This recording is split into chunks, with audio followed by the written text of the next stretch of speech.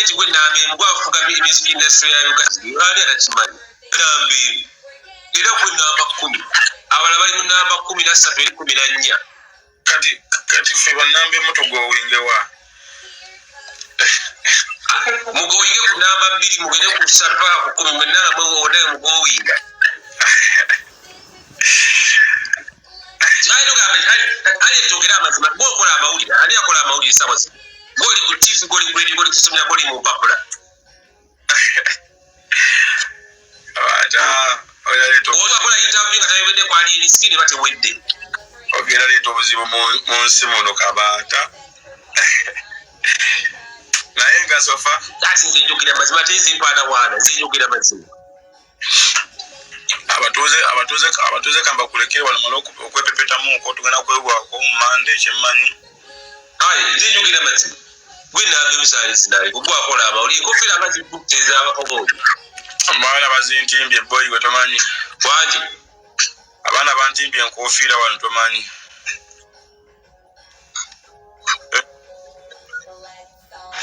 Nayenga ile abana bakusiri kofira. Nenga zino kumanya kamalio nenga kirevaje. Basobodo muti aketafali boy teyagamba yuna promoter bademu muboke. Ndonge kyaliwo. Balala bebakuusa amaaso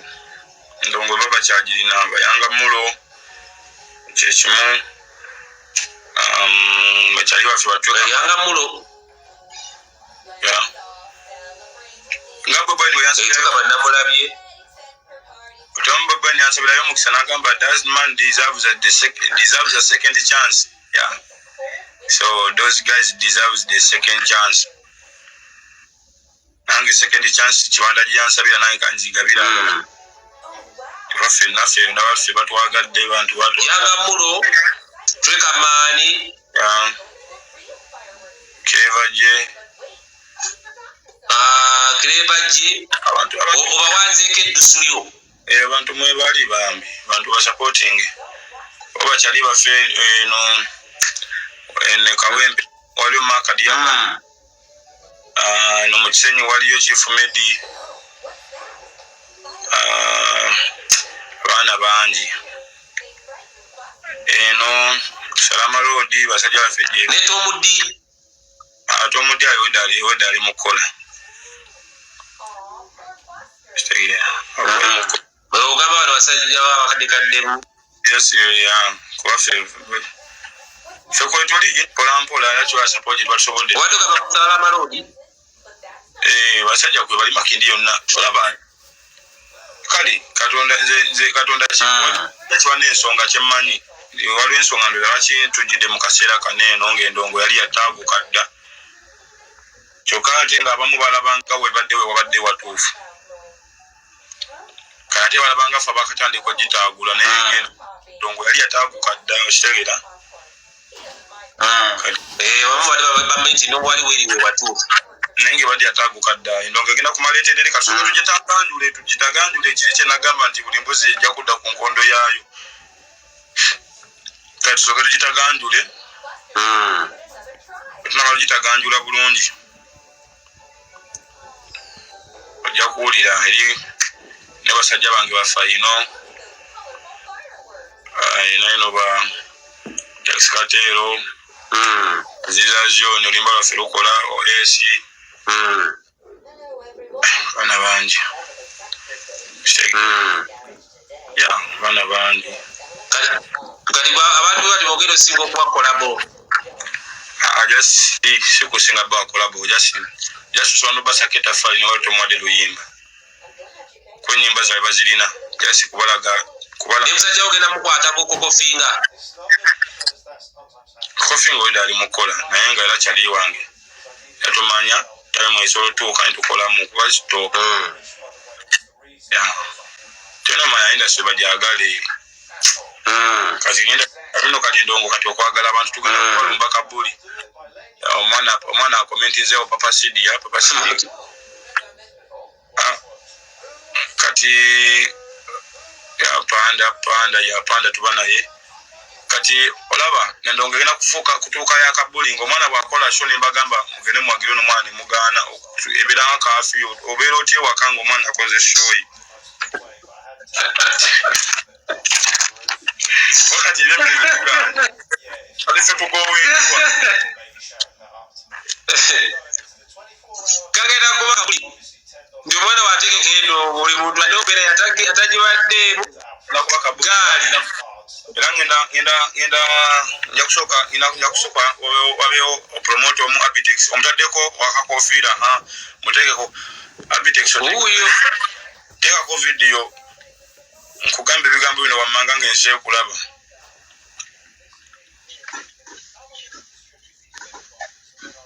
wali wali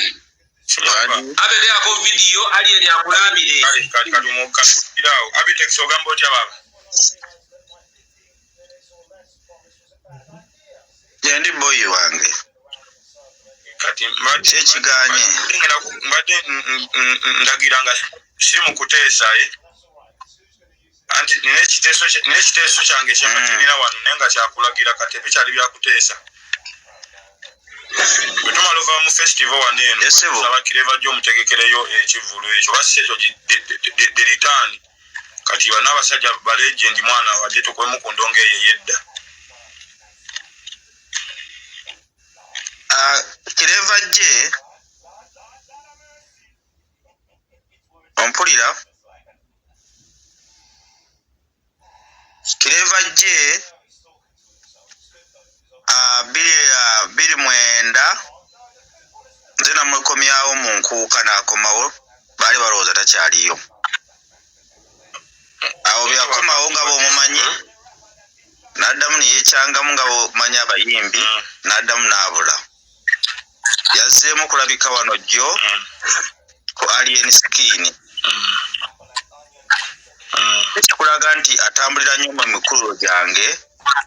naye waliyo promote yamwekutte bamuyita Bajjo event era yagenda okukwasaganya era ssebo wadde obadde ondagidde sisobola kugyemera naye kati essaawa zino pulogulaamu gye nnina ya Nkwakyo Festival nga 27 Ogw'omunaana omulimu gwe wankwasizza ow'ekitiibwa asooke ngugguse ate ndyoke nkwataganye ebirala naye Bajjo yali mu Kireva Jje naye nga bana banneetaazi nja kubeerawo ssebo omuyimbi w'omwaka awo kyakabi ndowooza simusabidde bubi bannaye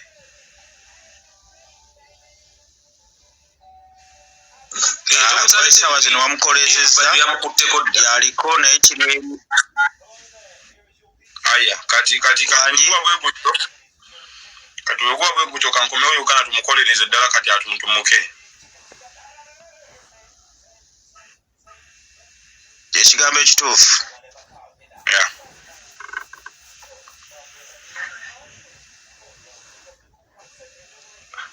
weteeketeke ogenda okuba abantu omuziki nze ndi eno ndi ku bunkenke ninga eyategese ninze kulaba Royal Agency nga ejjudde bunkenke bwe ndiko eno agalina okutambula obweddani kale kati kanka sawa zezo kati zakwepepeta kuyitamu badde nga baali eniwe teyatambudde naawe n'akuwonya obunkenke bw'oliko wano nga tonnamulaba nga amaliriza sho Abitex alina osigaleyo ssebo tugenda kutambula obudde bukyali sisobola kuva eno kubanga eno Freedom City kaali kasiki tugenda ku mbaga embaga ya 27 era ntegeeza abantu bonna nti kyemugenda okulaba Forex Park ebuloba ddala omuntu agenda out comments mbadde nziraba tutte wala nedda olaba twavanga wano tugende nabugabo emukadde Masaka naye wali we wagenda okugenda mu stage 3 tulina stage 3 ennene ate abantu bategeeza nti Alien Skin agenda kukuba live ate live call bagenda okitegeera nti Alien Skin mukama yamuweereza kuno ku nsi nga si wa kuzannya. Stage zonna ebbiri zigenda kubeera za live, endala emu yetagenda kubeera ya live kuba egenda kubeerako abavubuka obuwala obuto kuba bujja kuba buwummudde emyaka 25 bwe tebwagala kumanya lukoba. Ab'olukoba bagenda kubeera ku stage ebbiri gaggadde naye ng'ekifo tekijjula, ekifo kiringa lubiri. Wali Forex Park e Buloba ekyafaayo gye kigenda okubeera weewali embaga. Nkwakyo Festival ekyo ekirowoozo nakisanga ne Alien Skin Abitex nga promoter nsize kisitula kisoosowaza nkiteeke waggulu. Kansubira omwaka ogujja Tongobe nja kubeera ku Kido. Nsobola n'okugoba ssebo badde ekitondipako nnyo. Bangambye oli mubbi wa ndongo wabbi abayimbi bonna wabbi enguuka. Enzibe yange tefiiriza. Mbuyabale Saida Kaloli. Saida Kaloli yakola amala. Saida Kaloli yagenda okuyimba namuleeta kuyimba era naawe n'otuuka e Buloba n'ogana okuyimba naawe nja kukubba. Yimba omanje ne bw'ogana okuyimba manje nja kukubba. Wabula katuve ku live geno yimbira abantu. Kabaata tetugenda kufiira ku live yo. Mba ku muyimbi wakagenda ayimbe.